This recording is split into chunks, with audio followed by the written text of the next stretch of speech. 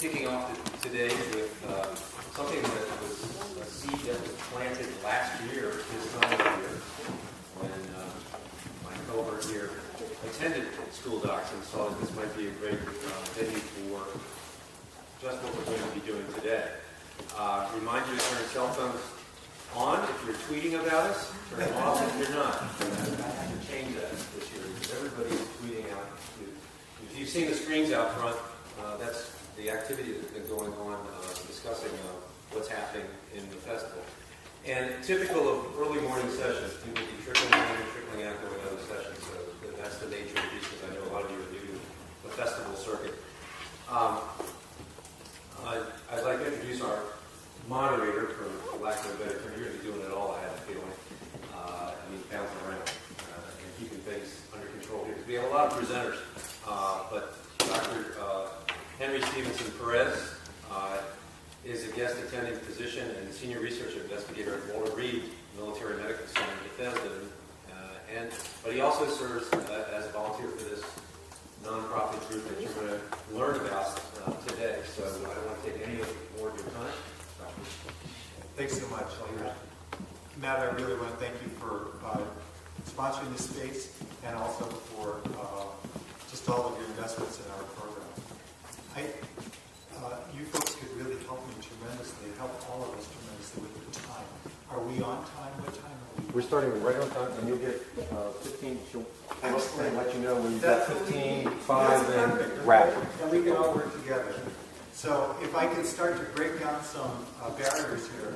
My Christian name is Henry Colburn Stevenson Perez. And of course, you're never going to remember that, okay? You're just going to remember Steve, Dr. Steve. And everything that you're going to see is offered to everyone else in the space of friendship. And there's things that you can learn in friendship that you can't learn in any other way, and that's an underlying thing. And then just one more introductory comment. Dr. Matt said that I'm going to be keeping things in control or under control, and that's just totally an illusion. What you're going to see here are powers of nature. This is how I truly authentically feel about it. And the illusion that anybody could keep them under control is just that. So my belief is that we have a huge opportunity to take forces of nature like Matt, and let me just introduce some of these forces. This is James Richardson. He's one of 2 administrators from Prince George's County Public Schools that are making tremendous investments of their professional time, which you'll be hearing from. And then we have Zeno Aruepa. He's our latest addition. He's our latest and greatest. He's our student filmmaker for this year. Every year we have another student filmmaker to tell the story of SSA from a student's perspective. And he'll have a lot to say. Then we have Dr. Doug Durrier, just Dr. Doug. And he's a really amazing dentist. He's got a view of mouth health that's simply amazing as a physician I can share with you. And I hope you get to know him just at that level. And in addition, he is an activist in the community for a much more proactive way of seeing health and education. And he votes with his feet, and you'll see exactly how he does that. Then we have Margie, a regular fact, Miss Margie, and she's representative. By the way, each one of these people are representative of a whole group of people that are part of SSA. She's representative of the school teachers who stay after school and then volunteer their time to understand their students and understand education in a completely new way, a way you've never heard of before until today. And then finally, but not last, we have a group of oversight folks, I don't want to say supervisors, guidance people, governance, people who offer best practices. And Dr. Lowell Christie is the example of this group. He's head of the Cultural Strategies Institute, and he's intimately involved with the Friends educational community. If you've ever heard of the Sandy Spring Friends School, or Signal Friends Spring School, or Seneca Valley Spring, this is the man in the know. And we're extremely grateful for the oversight of people like this who can shed light. Every one of them has a story, and what I want to do is make sure I'm opening up the space for them. So with that, let me just, we're going to get started, Zeno and I are going to get started with our first speaker, our first presenter who couldn't be here today. Her name is Miss Sandra Jimenez. And is there a picture up here yet? No, it's not, but it'll come up here in a second. And Sandra Jimenez is on travel today. At the same time, she wanted to be a part of this. The topic that's on your book that is called Brainfreeze. And I'm going to try to make this as interactive as we can as possible, and obviously we want to leave time for questions as well. The first time we started seeing the word brain freeze in the educational community and in the medical research community was about a year ago in this front page Newsweek article. Brain freeze is kind of just the way you see it. It's kind of when there's just so much coming at you, you just can't make choices anymore. It just gets to be overwhelming, and your little computer blacks out. Can I have a show of hands of anybody who's ever experienced brain freeze? Okay. Well, we all have. Thanks for being honest. And it's getting worse for all of us. And on a superficial level, the idea of what can we do about brain freeze, not only at the students' level, but at the teachers' level and beyond, is really a theme of what we're about. But yet, at the same time, on a deeper level, we really want to understand more about what are the cool experiments that can be done in science education that can empower our children. So with that, I'm going to see if I'm learning my Scott showed me how to move forward.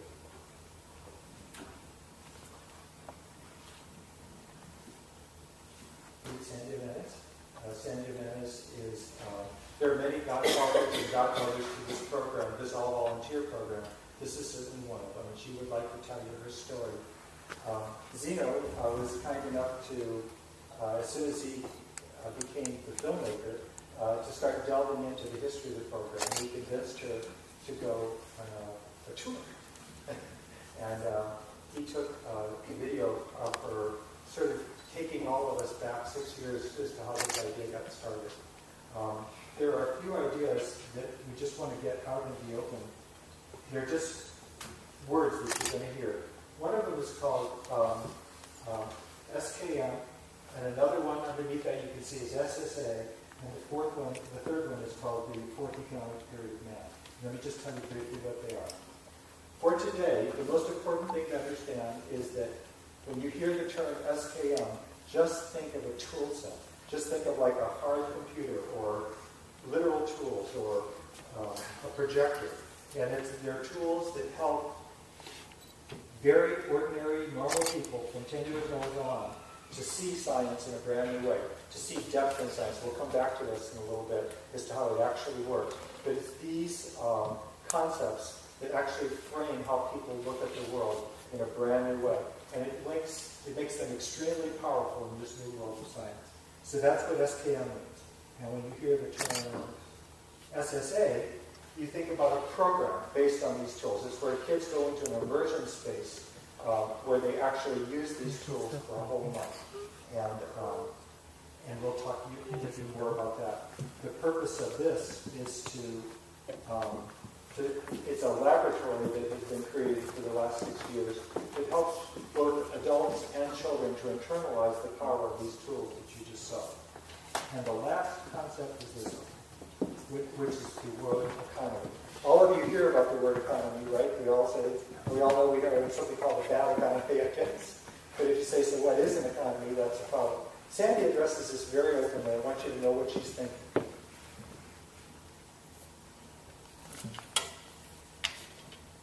In its most basic form, an economy is just a pattern of thoughts, decisions, communications, and actions that a grouping of people uses to feed their face.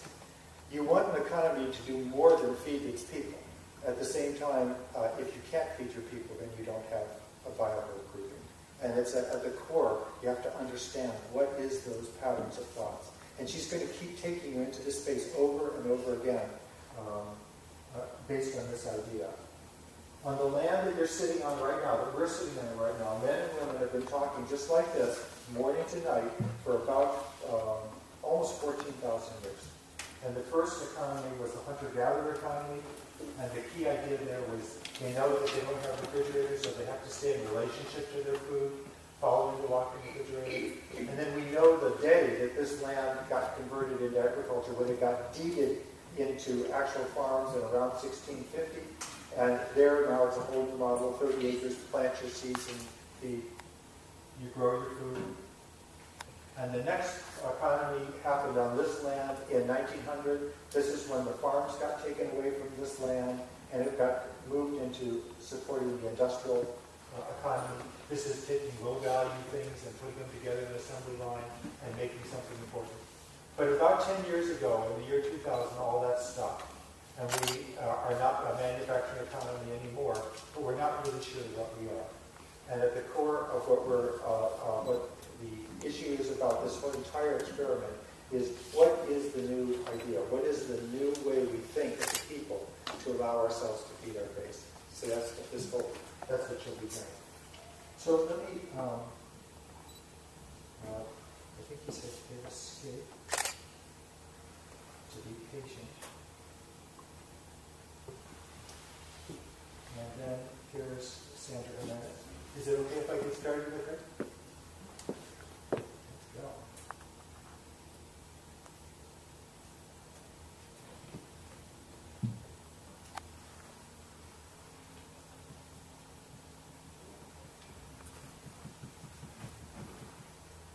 I can see it happening in here.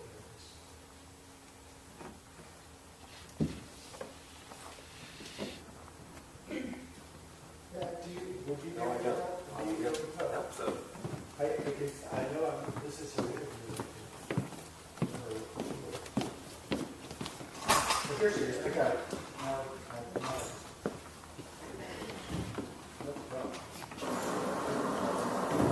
Good morning, ladies and gentlemen.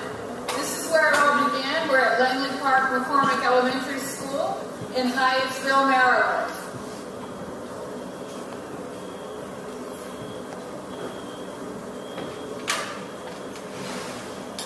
Langley Park McCormick is a high-poverty, high-minority elementary school, and we were desperate to find a way to connect these students to authentic, science-based curriculum, which is how I was fortunate enough to get connected to the SSA and the SKM curriculum.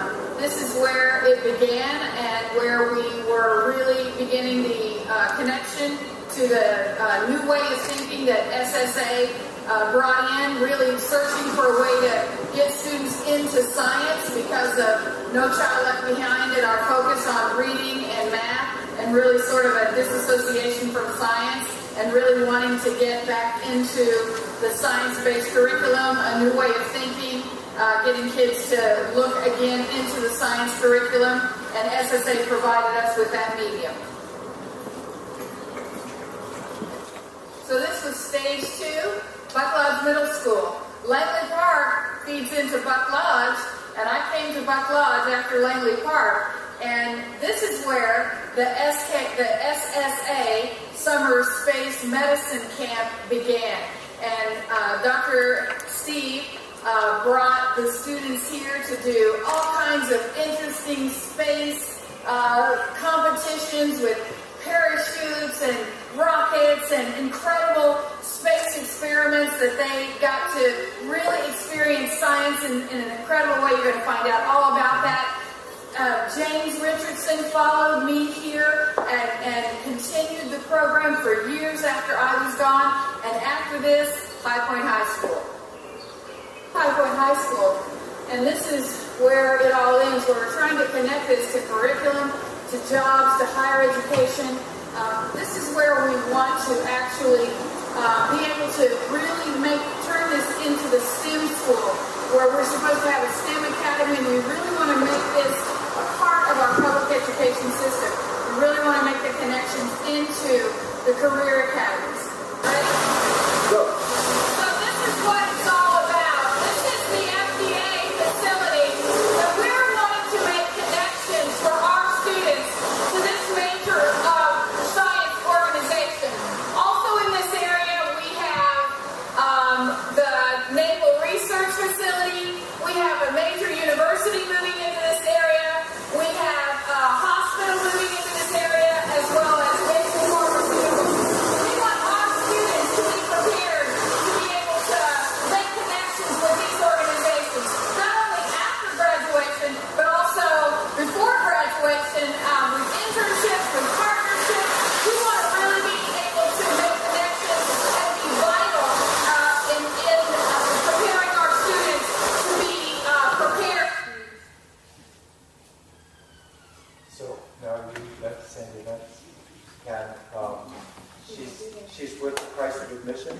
a chance to meet her first night at High Point. She would like to meet you. She expresses her regrets. She can't literally be in two places at the same time. She has a really visionary idea of what's possible for our students. And at the same time, I want to thank Zeno. This is his first shot of the movie. I thought you did really good. You can see that the school is still waiting for their Adobe Premiere Pro to come. So you downloaded the video. But you did really good. I thought for the first time. So my goal now is just to get out of the way and help by helping you have the rest of the tools that you'll need to understand what people are talking about here. I have about 5 more minutes of material, and I'll be turning this over to James Richardson. We've already gone through the 4 economic periods of man. And again, this is what Sandy and others want to understand. Everybody here wants to understand. How does this new economy work? And what, especially as it's moving towards science, and then what do we need to do as educators, not just educators in the public school system, but also community leaders to invest in our children to build a bridge. So, Brainfreeze. We all said we have it, and then you start to say, so what causes it? Okay, well, there's lots of things that cause it. When information comes too fast, when there's too many demands in our time, when things that are happening all around the world are coming at light speed. But at the core of it is this, and you've probably never heard this before today. It's called the exabyte storm. Have any of you heard the term exabyte storm? See, and that's good. I'd like to make this interactive. Oh, Lieutenant's heard about it. Okay, so it turns out that this is a study from the University of Southern California. It was just published in Science Magazine last year. By the way, if anything that you like, that you see, that you like, just leave your email address and I'll email it all to you, okay? So you don't have to worry about it. I'll just send you all the stuff.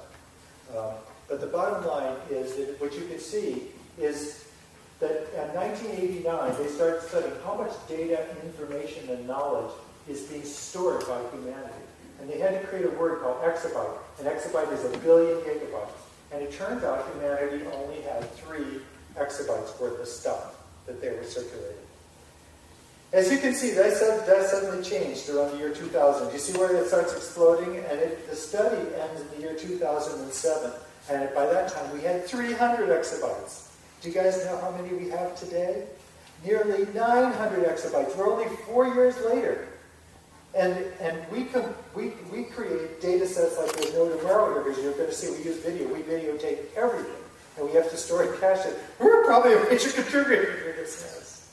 But it's a lot of zeros and ones. It's a lot of stuff coming at us. And no human can possibly process it. And so at the core, it's the inability to understand the enormity of our own lives that's contributing to this. This is having a practical impact on how we feed our faces. The exabyte storm and Brainfreeze take a toll on our students, and they take a toll on our economy. There have been numerous studies. This is a GAO report from, I think it's 2007. It's very recent, 2006, but it's been repeated. And we are now number 21 in science and falling, 25 in math and falling. And if you think we're moving into a new global science economy, how do you think Americans rate on global? I just mentioned the math and science. How do you think we rate on global? We're last. We know less about other countries, where the capitals are, where they're about, let alone how to speak their languages, than any other group of people. And yet, anything that we can call work that can be converted into zeros and ones is being competed on a global stage today, including an x-ray. Heaven forbid if you get an x-ray at an emergency room for a broken arm, it's more likely to be read in India than any other place today. So we want to wake up to that and see what we can do. This is, do you guys follow Tom Tolles? Have any of you seen Tom Tolles, the commentator? Okay, he's a really fun guy. So he sees the 4 economic periods of man in a very different way, going from hunter-gatherer to agriculture to manufacturing to technology. And now there's this new thing, it's called the job hunter-gatherer. So it turns out now that kids that graduate from a 4-year school are now winding up with between $25,000 and $50,000 of debt. I see people shaking their heads. Okay? And do you know what percentage of them are able to work in the area that they study? Less than half. And that means they're working in Macy's and other places to try to get it started.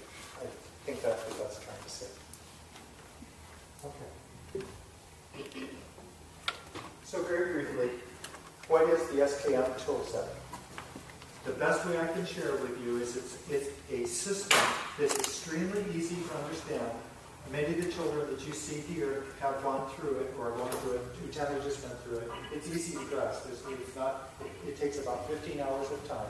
And we use the same system for both adults and for children. So James Richardson's been through it.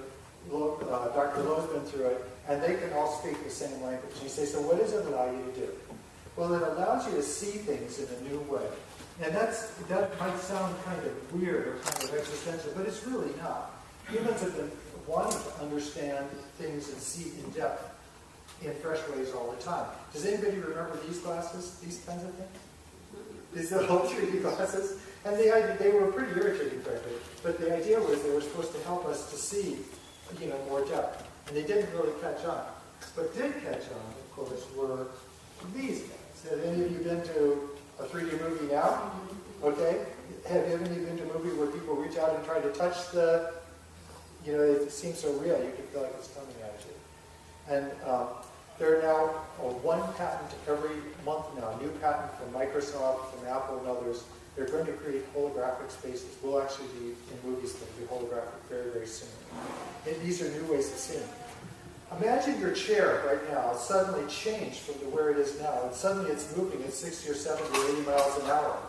And you're looking through a screen called a windshield. And you're trying to figure out how to navigate. That's an experience of what you need, of the tools that you need to be able to see things in a way. That's what happens when everybody drives. Does that sound right? And we all have the ability to learn how to see things in fresh ways with more depth, and then read a better future that way.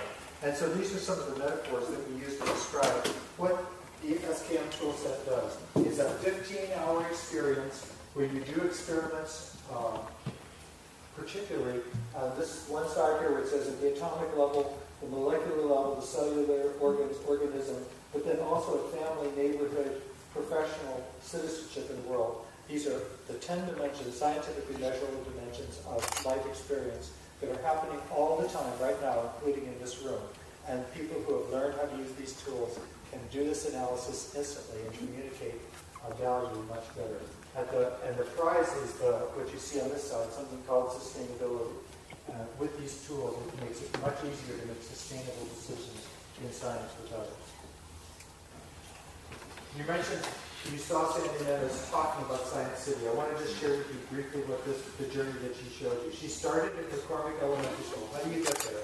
You just go out 29, right here, the 29 Colesville Road. Just head on over to New Hampshire Avenue. It's only about 4 miles. And head on south to Powder Mill Road. And now you're going to be right in the area where she is. Powder Mill Road is where, just south of that's where McCormick Elementary School is. And then James Richardson's going to talk about Lodge Middle School, that's right here. And now Sandy is at High Point High School, which is right over here.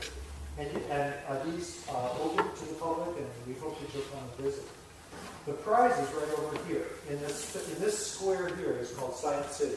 And the Montgomery County has committed to investing $3 billion already. And they've already done it. So the Food and Drug Administration's already moved over there. The Department of Defense has a large science research center there. A major university is coming there.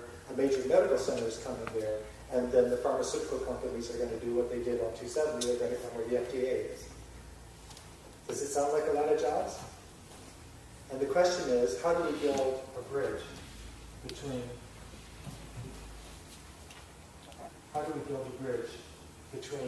the places that Sandy and I showed you and the food and Science City? And that's the subject here. At the same time, all of us, all of the communities across America, certainly all the urban communities, we all have science cities that are being built. And we all have places like High Point High School and McCormick Elementary School. And we need to find new mechanisms to build bridges to those jobs. And that's at the heart of what you're going to do. I'm almost done here with my introductory remarks, and I'm going to turn it over. Does anybody know who this is? Lou Yang. She's the new superstar. Every woman ought to just be busting your corsets with pride. But she's up there. You can go and watch her now. Chinese are very clever, I think, in broadcasting their achievements. They have made it very clear they're going to create their own space station and they're going to dominate space. And they're showing you how they're going to do it. And they're doing it through new scientists like her who are willing to do extraordinary things. If you ask yourself, what does it mean to eat for everyone? Can anybody guess what that could mean? What does it mean that she eats for everyone? Well, let's take another one. She pees for everybody. She drinks for everybody. When you're in space, here she is in her module, the Tiangong space station. It's the beginning of what they're doing. This is it. There's nothing more than what you see. This is all it is. Yes, go ahead. Her work is like all of us. It does. They're really pioneers. They're the new pioneers showing what's possible. But more than that, she has to eat for everybody. She doesn't know who's going to be asked to do an extra vehicular thing for an asteroid that goes in. It could be any one of them. And so when she eats, she has to make sure she's fit. They don't know which one of them's going to do it because no one's done it before. But more than that, she has to eat to keep her mind ready too. She can't be sleepy already because you don't know what's going to happen there. She can't eat in a way that would cause her to vomit. Can you imagine if she vomited in that space? And you have to spend 2 months there? You can't clean it up. Or what if she had uncontrollable diarrhea? You think about life in a different way when you volunteer to go to places like that. And more than that, they drink each other's urine. That's where the water is, okay? You pee in a diaper, and then you strain it out, and you do it. And this isn't just in space. We sent a man down to the bottom of Marianas Trench for 1 hour 2 months ago. But we're going to send teams of people down there, 7 miles down the ocean. It's going to be the same kind of thing. Who wants to spend 2 weeks doing that? Do you get the idea? It takes an extraordinary mind that's willing to learn for all of us that way. And I'm sure the very bottom here, that's now what SSA does. The SSA, the Space Medicine Academy, is a 1 month long intense exposure. It's at Buck Lodge Middle School. It's going to be all through the month of July. You're welcome to come and see it. It's an immersion experience. Some people call it the pressure cooker. At the same time, it's a space that everybody wants to be in. And you can drop out anytime you want. And it takes a full year to prepare, a full year of research. Margie's going to tell you about it. It stimulates a rigorous reenactment of the environment of outer space. And it also stimulates an internalization. What we want is of the SKM tools. We want folks to have a low no-do gap. They actually know how to do it. And the final one is it allows students and staff members equally to become oriented in time and space as we increase our skills and our purpose. And we videotape everything that we do in SSA for Baldrige purposes, which I'm going to show you very briefly. We're part of the Malcolm Baldrige Educational Excellence Program from the National Institute for Standards and Technology. I can send you again all these references.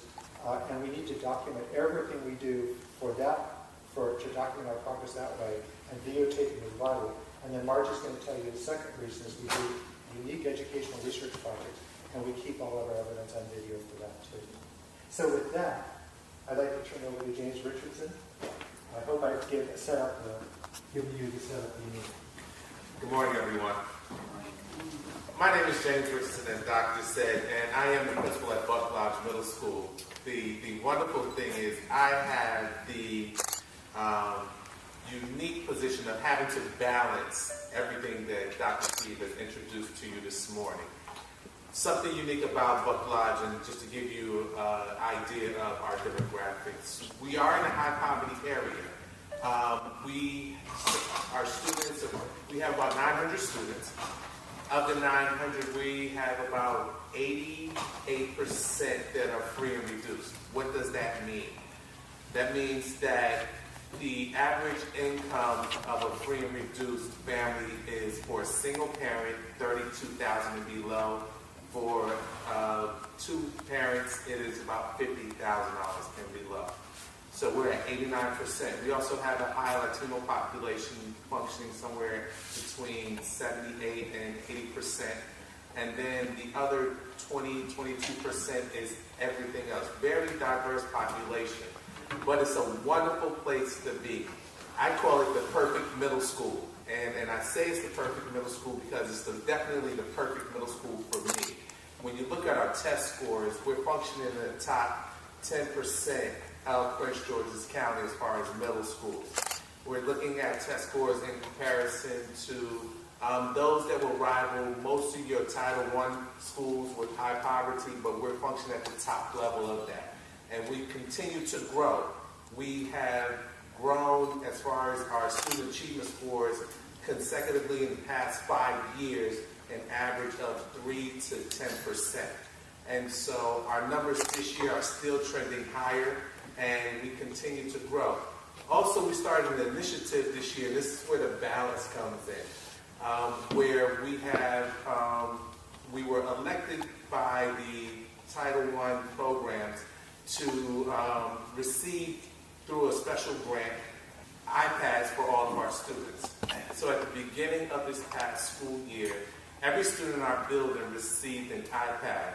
We're one of 4 middle schools that was a part of this particular initiative called TEDL. And it's transforming education through digital learning. Here's the balance. When we start talking about technology, people look at, oh my God, we're putting too much into students' hands. One thing that I focused on this year was not necessarily allowing the technology to be the instructor, but the teacher to be the instructor.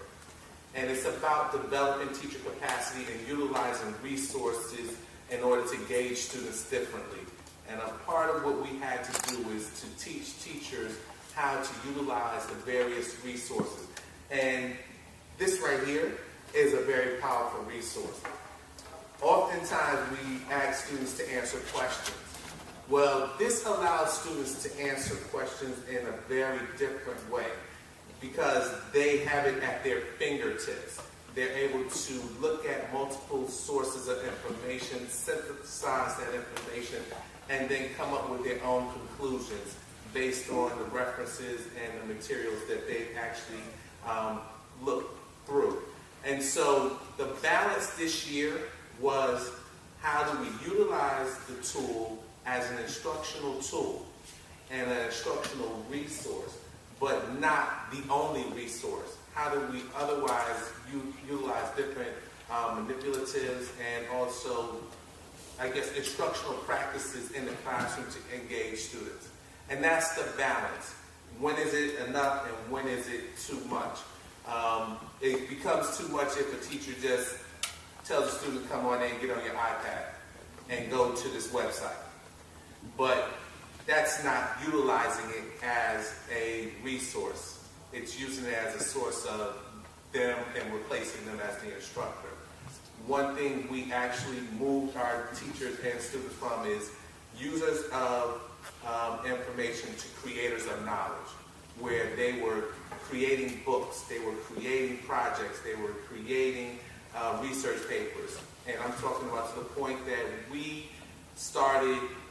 created over 2,700 books this year and in our school. So an average of 3 books per student were created throughout the year. We're talking about video presentations. An average of 3 video presentations were done by each student this year. So again, we're moving away from consumers to creators. And so that's the balance, again, that we're working with. The program that that has already been presented to you is another way of engaging students in our school. I'm working with our curriculum and instruction department to actually push STEM down further into the middle schools and then also into our feeder schools, where we're looking at developing engineering courses, app development courses at the middle school level. And that's some of the things that will be starting this year. How we, again, engaging students and preparing them to be college-ready or career-ready students. And we're pushing it down further. So again, it's an engaging way to just help students to have hands-on experiences and also learn in a more deeper way, more project-based learning. So that's my spill. It's a great place, Buck Lodge Middle School in Prince George's County. I invite everyone. We're perfect. Remember that, because that's the key to it. We are perfect. But it's a perfect school for me, and that's why I say that. So you're welcome to drop by at any time and walk through the building and see some of the wonderful things that we have going on. Thank you. If I could brag on, yes, please. If I can brag on James for just a moment, and Sandy as well. These are remarkable people. I call them champions because they're taking extraordinary risks all the time. It says balancing, but it's like high wire balancing. They're just always under the gun all the time in a very high visibility situation. Every year they have fewer and fewer resources. It's maddening. And then they're being asked to do more and more. And I can say with regard to SSA, for example, which you're going to hear about, how James is able to keep finding more resources for us every year is just shocking. But Sandy's the same way. And it's only through the judgment that these champions use, because they're not getting paid to do this. They're doing these experiments for all of us to see what's possible. It's just something I'm incredibly grateful. With that, I'd like to jump to Margie, if that's okay. Margie Rigo-Fat is a science teacher from the Philippines. Please go ahead. Thank you, Steve. I'm grateful for the experience to be here with my friends and to be with you all this morning. What I'm going to share is that I am learning with the SKM tools, which is, I find it very accessible. I have had the opportunity to be with the program, the SKM and the SSA program, for about 4 years now. Since I started working at Buck Lodge, this will be my 4th year this summer, and this coming July 27th, I'm also inviting you. We're going to be under the pressure cooker. I'm going to enter into that new space again because we're going to start a new round. What I'm learning is that we are all great learners. Steve and I always have an argument with that I'm great learners, but we are all great learners. When all of us here, with my friends here and with everyone. Learning is, to me, improving the meaning of my life experience. And when I started learning the SKM toolset that Steve was showing you in our portal right there, I kind of mastered this one, and then at some point I'm trying to find connection. I relate it to how I first started learning to drive. By the way, I started driving very late at age 25.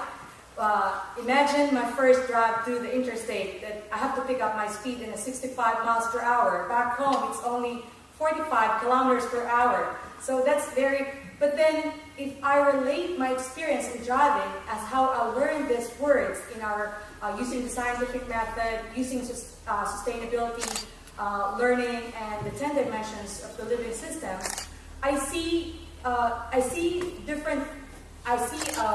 a new perspective. I call it fresh ways of seeing things.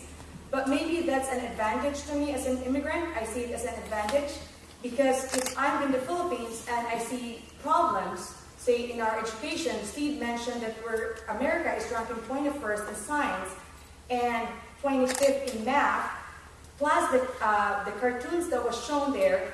I'm a mother of a 5-year-old daughter. My daughter is over there. Certainly, I don't want her to have that kind of experience. And of course, for those who are parents here as well, I know for sure that you don't want your child to end up with a huge debt and at the same time working at Macy's. But we don't have to do that. What I'm learning is that the friends that allows me to be here, it's a reciprocal learning that you can only learn with friends. I am grateful for Dr. Doug here, who's been our volunteer for about 3 years now. James, very supportive with our program, and Steve, and Dr. Lowe also here volunteers. What I'm learning is that there are fresh ways on how to see things. These words in our portal seems to connect right away, and I can see that. Put it in another way, if I'm in my country, I don't see it that way, maybe because I'm there all the time. But since I'm coming with new eyes to see in America, then I see what's the problem.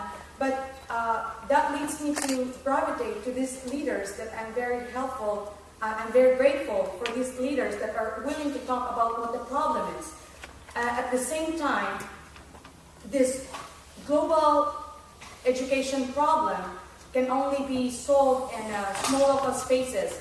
And I think the learning the SKM toolset, it's not all about power, but we say that SKM toolset, it's empowering a system that supports the system rather than just talking about power. Because now people are so hungry with power, but and the opposite, SKM toolset allows it to support the system. And with that, I also had an opportunity, when I say using global issues to address small local solutions, I've had an opportunity in my school to sponsor an international night. Mr. Richardson mentioned about our majority of our population are immigrant parents, and we're very diverse. So in that way, I'm trying to sponsor a space for our parents for them to feel welcome. It's a 2-hour event, and we do it annually. At the same time, we're trying to showcase the truly international dimensions of our school, the students, and the staff, because we're very diverse there. But we've been going and going. We know what the issues, educational issues, but we've come to the tipping point. But what are actually the tipping point? Where will it come from? So to me, the roles of the leaders, the friends that I have here, it's very vital, but I don't think that that's the most important factor.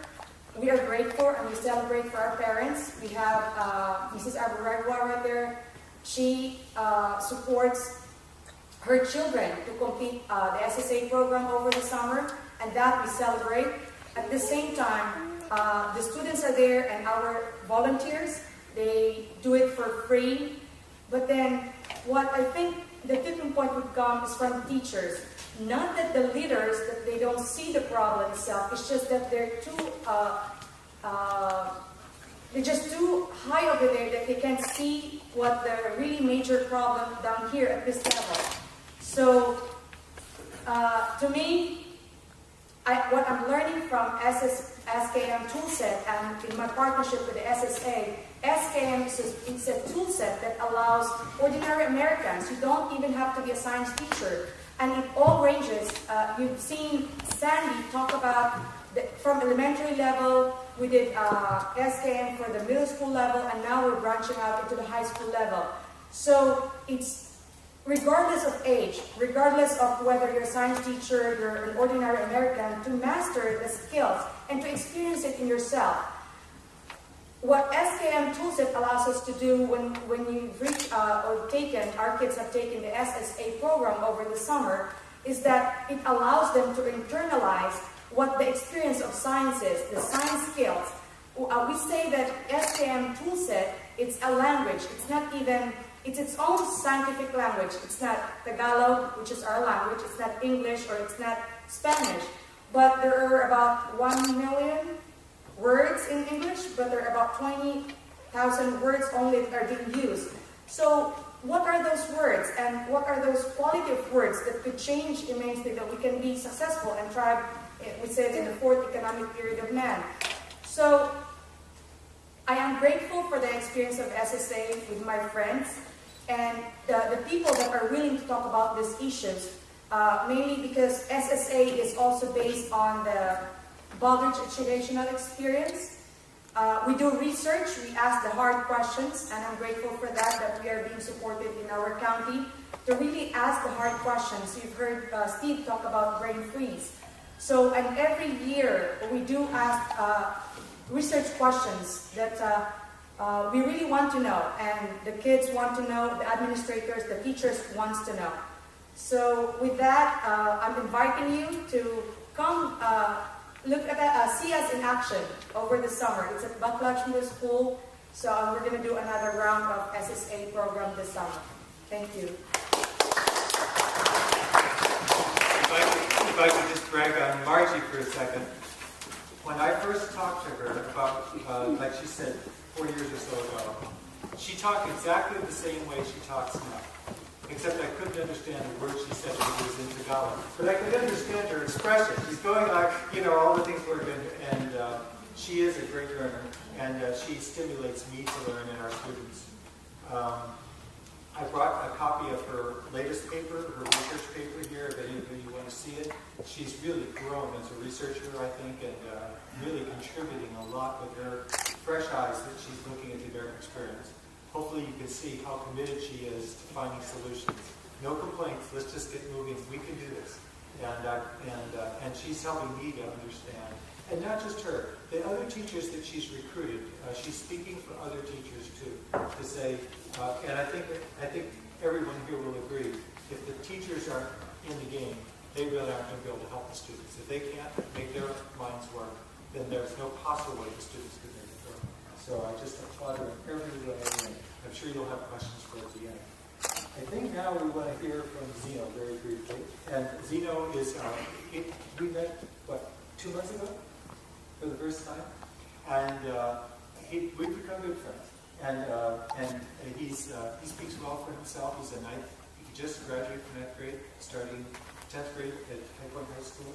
And why don't you share your experiences? Whenever you want me to play the video, you just tell me. I'll give you a technician. Hello everyone. My name is Zeno. Personally, I just started learning about SKM. And I just met Dr. Steve about 2 months ago, late April. And personally, SKM and SSA have helped me to understand science in a new way and appreciate it even more. Seeing as I'm a filmmaker for the SSA project, and I'm also in SSA, it's giving me 2 roles. And these roles, sometimes it can be hard considering the fact that I have to look at it from 2 points of view. I have to focus on SSA while I'm in there, and I cannot be thinking about the movie making process because SSA takes up so much of my time. So starting this July, I'm going to have to completely focus on the program because it's so intensive. I don't really know what it's like to be fully immersed in the SSA program, but I know for the movie making, at least, the story has to be told by a student, and I'm honored to be the student out of 2,200 other students to be chosen to be the movie maker. As you can see by the movie, the tour that Mr. Menace took, I'm still ordering equipment, and I don't have the full range, but I know by the time we really start making the whole movie, I'll have everything I need. Right now, what I really enjoy most about the SSA program is learning about the background, talking to the people behind it, getting the inside scoop. As a student, you never really have the opportunity to ask those questions, but working with the adults, I've come to learn many more things about how the school works, how learning, they have to try so hard to get the students to really learn more about what they're trying to teach us. That curriculums are sometimes so rigid that they have to, students are so tired of the curriculum, no matter how hard the teachers try, they can't get through to them. That's what SSA is about, changing the way students learn. It's helped me change the way I learn, just from sitting down, reading the text and being done, to really putting more time into it, to learning, to really focusing on it. And I really appreciate so much what SSA has done for me. I realize that the movie making and SSA is going to take a lot of effort. Everything's going to take a lot of effort. Changing my school is going to take a lot of effort. But I realize that I'm up to the challenge, and I'll be ready to make a good movie for you guys.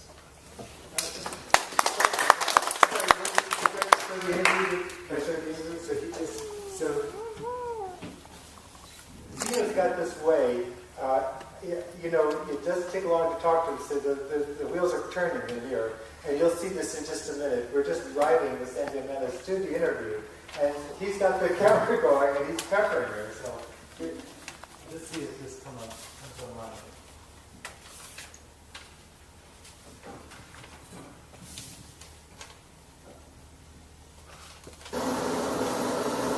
So, Mr. Menace, How do you feel about how SKM, SSA has progressed in 6 years since its start? That's a good question.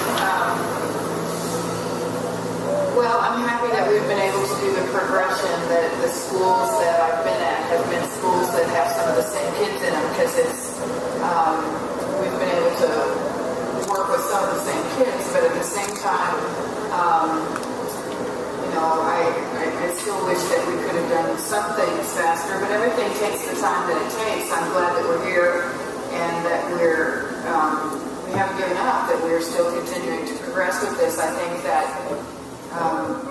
the time is upon us. It's urgent. There's a lot of urgency now, and especially with how we see the economy and things working, and really the signs showing that there is such an urgency with the new economy coming upon us as quickly and as it is. So he's already created a diary. It's got over about an hour's worth of interviews, and I don't know exactly how to express it. There's something about Zeno that he knows exactly what the right question is, and then he creates an intimacy where adults really want to share, and that's pretty remarkable. So, can we give an applause for that? With that, I'd like to introduce the muscle of our program, which are the experts in science that are all around the city. We are blessed. There can be no doubt that the National Institutes of Health and Walter Reed and USDA and all of these remarkable resources, universities, but actually every metropolitan area has something like this. Every metropolitan area is building their own science city, and we have to create a bridge between that.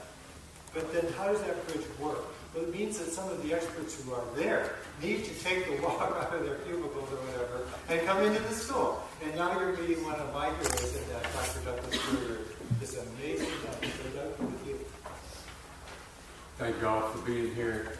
Particularly grateful on behalf of our work that you're here, recognizing the connections that we do have in this, what I call this power-filled conference.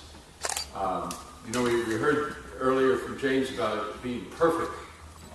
And the idea is that if we can look at each other as perfect, as having all we need already, then our job as educators is simply to draw that out within our students, within ourselves. So we don't come from a conversation of lacking or starving.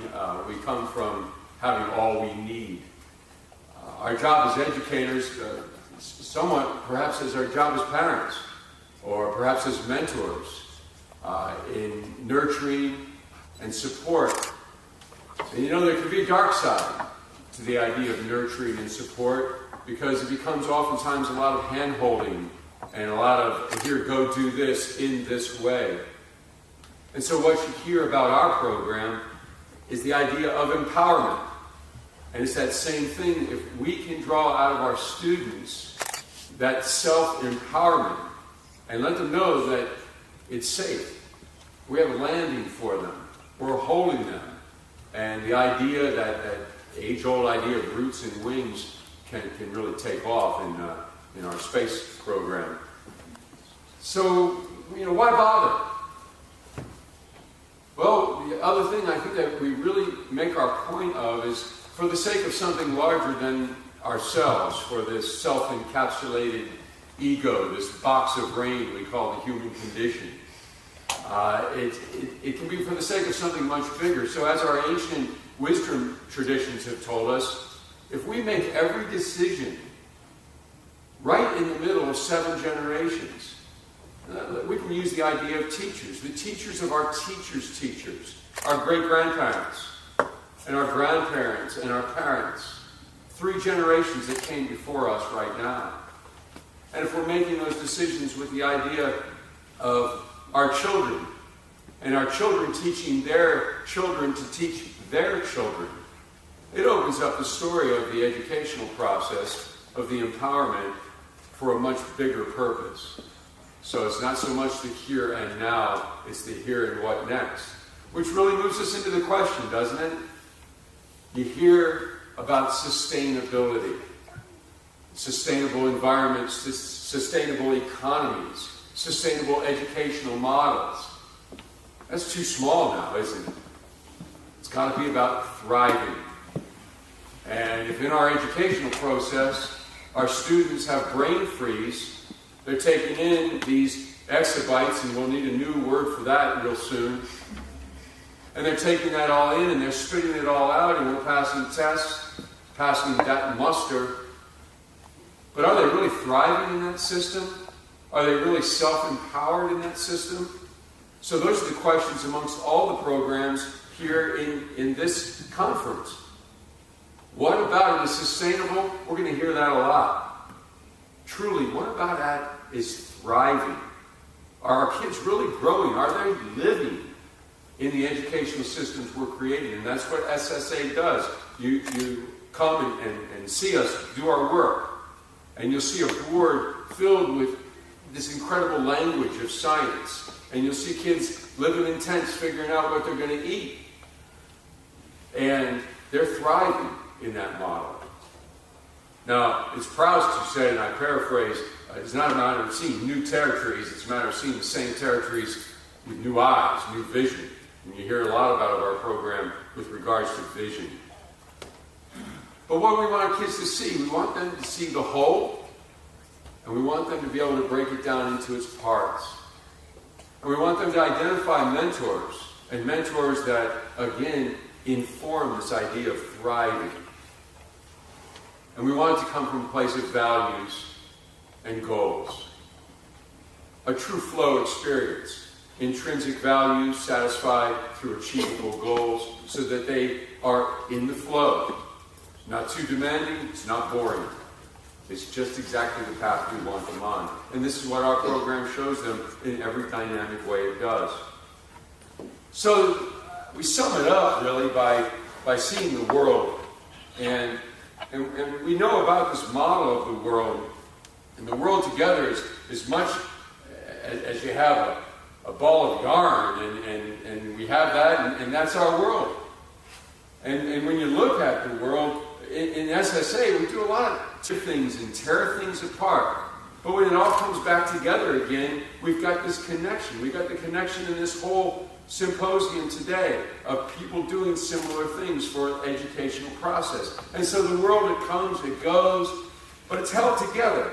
Even when it strings apart, it's something is holding it together. And if we really look at our world as if it's this ball of yarn, we see these little flecks. And when we have it all together, those little flecks keep it together. Little bits. Little bits. Sometimes we might say, that's the fuzz. The fuzz seems to hold the world together, no matter how much we might discern little bits and pieces or the measurables. So as educators, and what our program truly brings, this idea of connection, that fuzz that holds it all together, that fuzz that really informs the thriving, sustainable models of taking our elementary school, our middle schoolers, our high schoolers into the new economy. That fuzz that holds it all together, it's love. Don't you forget that. Thanks, Steve. To brag about Dr. Doug and really who he represents as well. Doc had the pleasure of knowing him for over 20 years now, and he's just exactly what you see. You want the most amazing health dentist this guy can see. And at the same time, he's humble to many things. Number one, he's speaking his father's words. I know of this. His father was a dentist in there, and he actually acts on it. His son is getting ready to take his practice. So this continuity, everything you're hearing about is something he actually lives. And I hope you can get a sense that there's a real sense of health and wealth in Dr. Doug. And there is in all of the scientist volunteers who stay with him. There are people, extraordinary people who have the time and the energy when everyone else is just too busy to get out and care and pass a message of real hope. They're not there to complain. They're there, and they're not even there to sustain, as he said. They're there to say we can thrive again right now. And hopefully you can feel that when a student gets partnered with someone like this, their lives, that's a real bridge. That's the human bridge that makes a real difference. And these people are everywhere in the city. They're just actually waiting for an opportunity to get out of their offices just for a couple of hours and touch the future, the beautiful future that we need. To be respectful of time, I've actually been disciplined. We made a movie of last year's experience on Brainfreeze, and I have the movie with any of you want copies, we'll send you a free copy. We may be able to play a little bit of it so you can see SSA in action. But I want to, at the same time, I want to make time for the other component of SSA, which is oversight. These ideas don't come out of thin air. They are carefully researched. If I hadn't said this already, or if you haven't heard this, it's just science. This is the science that's supposed to be taught in public schools. Our curriculum has been scrutinized 9 ways till Tuesday. It's the same cellular biology, the same genetics, the same everything. It's in the books. It's just presented in a compelling, engaging way for people who know how to make it work and who want to pass it on best of their craft. But then how do you make sure the program has integrity? How do you make sure that it actually makes sense? Well, for that we need governments. We need people who are willing to look from the outside and just look carefully. Actually, Matt Borentensky served this. He's a master educator. He's come and site visited. He's been very, very critical, and that's been very helpful. We learn in that space. Another group that's speaking for our oversight group is Dr. Lola Christie.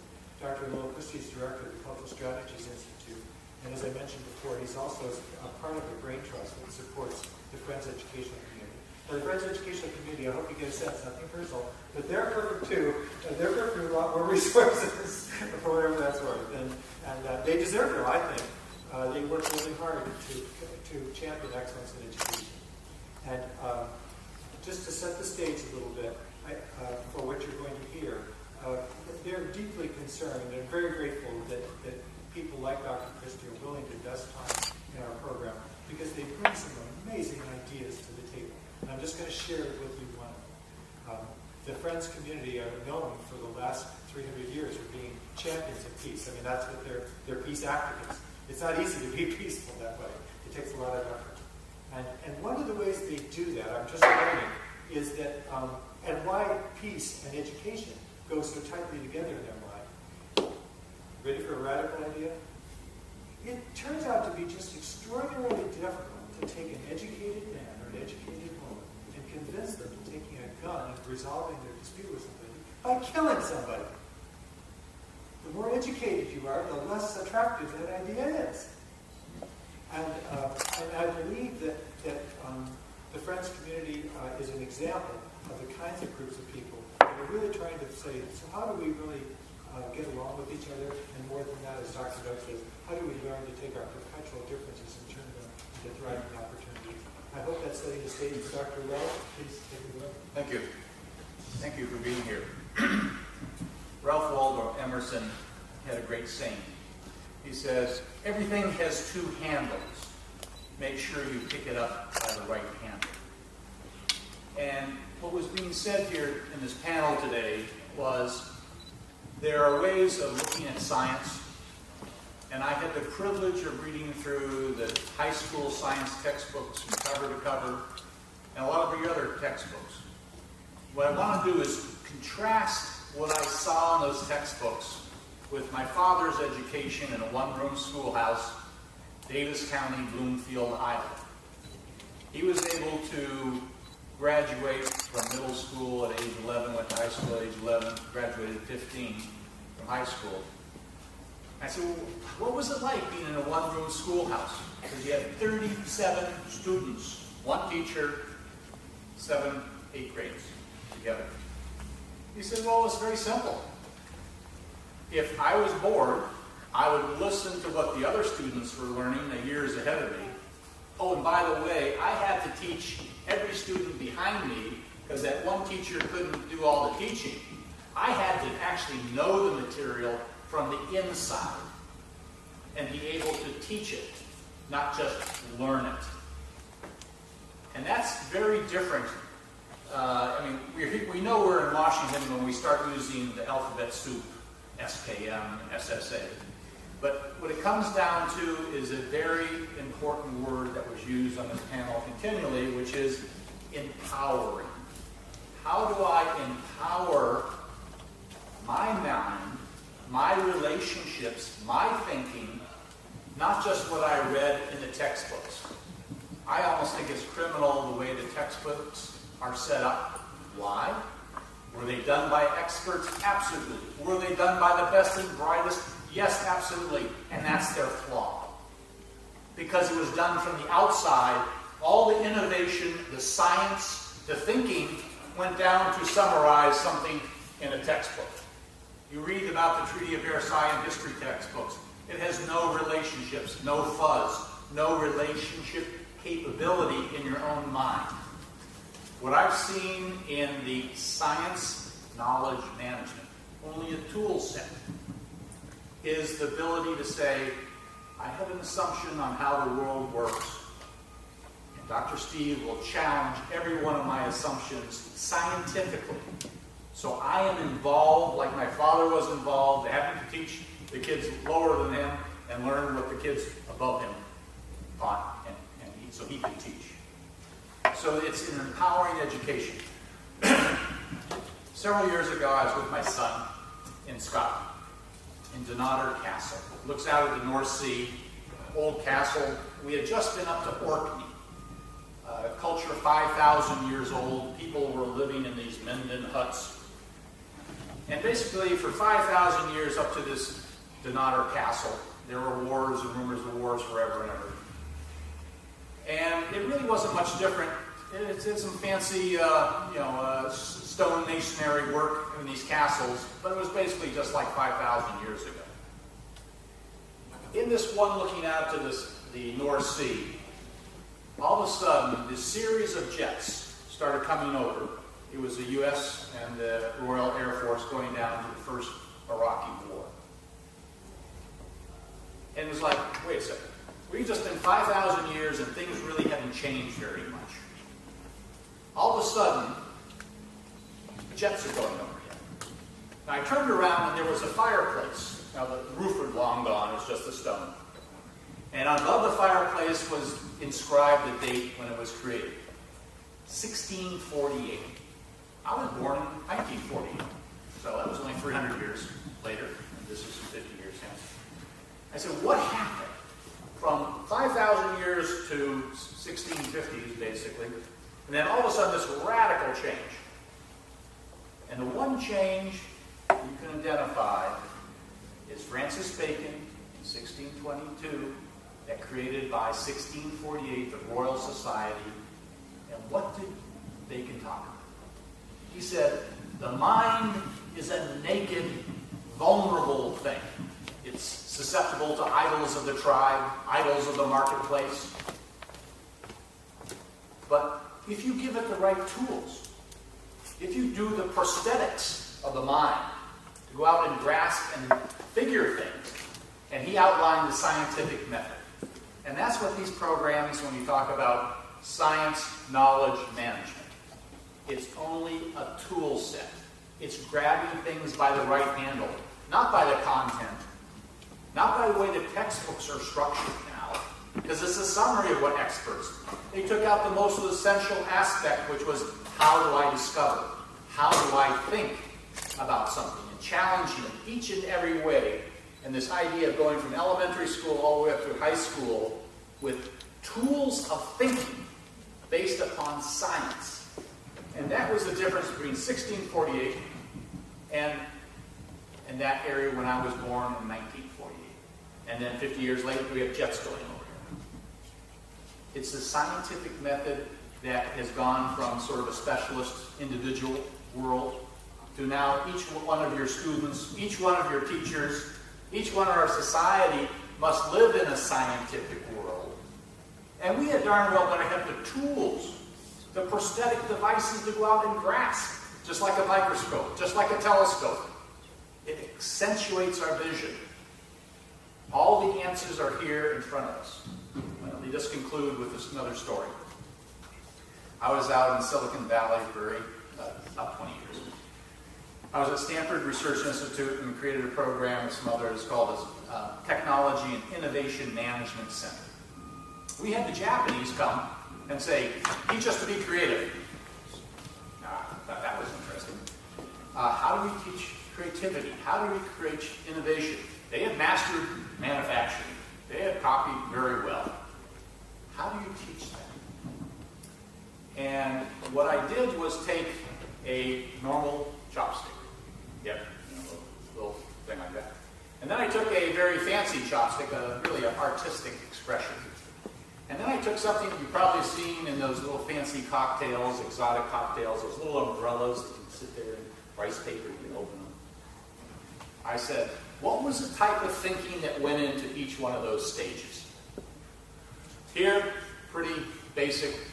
You whittle down a piece of wood and you use it. It's a utilitarian. You can be at one with it as you eat. The artistic one showed a person standing outside and seeing what the potentials of that chopstick were. The beautiful designs, the embossing on the wood. And they've understood that because in Japan they have a great reverence for artists. But here's a culture where you actually take out insurance. They love golf. You take out insurance if you get a hole in one. Now, Steve went out golfing, he got a hole in one. Ah, great, Steve, I'll take you out to dinner. No. If you get a hole in one in Japan, you have to buy the whole clubhouse. The whole clubhouse, elaborate dinner. It's $1 million at least.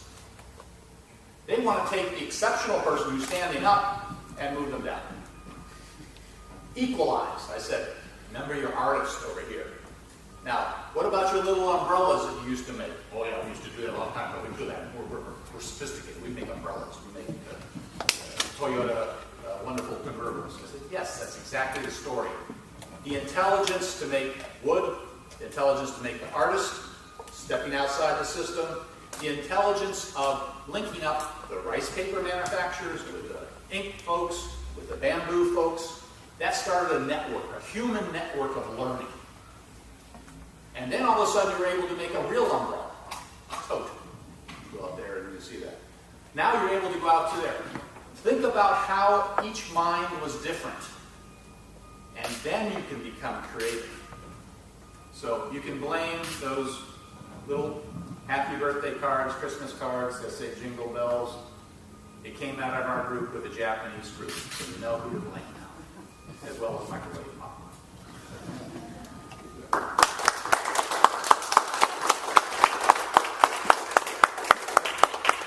Wrap up our part here so that we can create time for you to ask questions. By just quickly touching on results, I'm going to not show the video. We can, if that's something you folks want to see, then we can. Let's see. Full screen.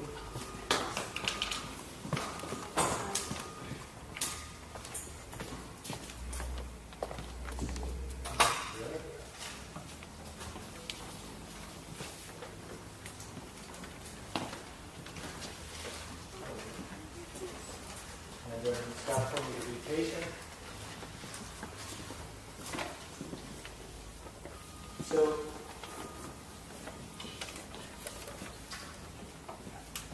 again, to be respectful of time, I want to, and I hope that you can sense here that there's people with a tremendous amount of passion, which energizes me every day. You can see how much I look forward to meeting these people. And more than that, that they work well together. So it's not just intelligent people, there's a collective intelligence at work that's really exciting. And then what does that allow us to do? Well, I'm just briefly going to touch to say on staff performance. That's the key. What Margie was saying is it's taking teachers. I'm just going to briefly touch it.